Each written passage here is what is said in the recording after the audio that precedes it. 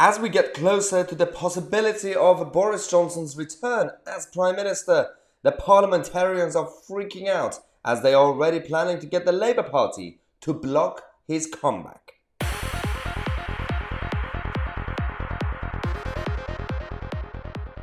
We can't take a break. Every 10 minutes, somebody has a meltdown in Parliament. Now, it's all about the 100 nominations per candidate.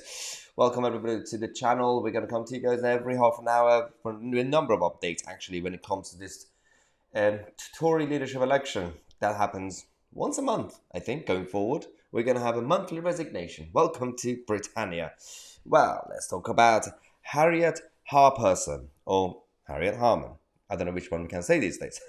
But Harriet Harman, who's chairing this so-called, essentially a impeachment committee in Parliament, the inquiry, the privileges committee, to get after Boris Johnson for having cake and lying about it, that he had cake.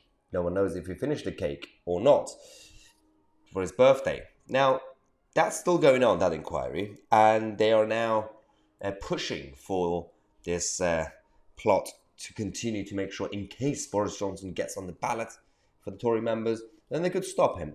Boris Johnson has actually come back and said, no, let's do it. I'm ready. I'm prepared for the committee. I've got nothing to hide. Interestingly enough, the Labour Party is directly or indirectly is getting the support of some people in the mainstream media. Yes, Paul Brand of ITV, whose partner was or is allegedly working in government, and he was around the Partygate stuff, has written this article, damning Partygate evidence means Boris Johnson could be gone by Christmas. Yes, Robert Peston and his colleagues are loving these few days and few hours up to the end of this Tory leadership election and the upcoming results. The interesting part of this is that Rishi Sunak himself broke the rules.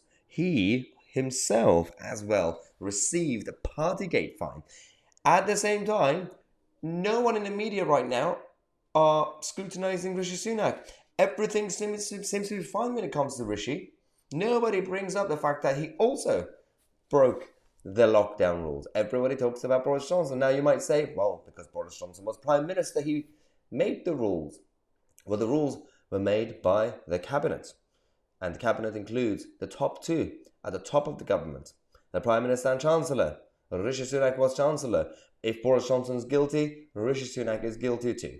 You can't do double standards. You have to hold them all to account equally. But right now, Harriet Harman and all the others, they're not really concerned about any of this. They are afraid of Boris's comeback. So they're trying their best to prevent it from happening. Now, let me know your thoughts in the comment section. We're going to come back after half an hour. I'm going to take a quick break, and I'm going to tell you about how the Rwanda plan and all these the Rwanda flights that never happened has once again been disrupted by left-wing activists. Subscribe to the channel.